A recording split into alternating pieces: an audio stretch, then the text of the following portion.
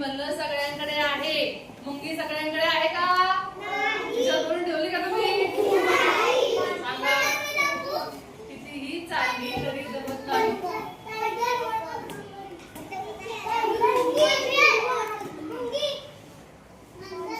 सगळ्यांकडे आहे. नीट लक्ष ठेवा.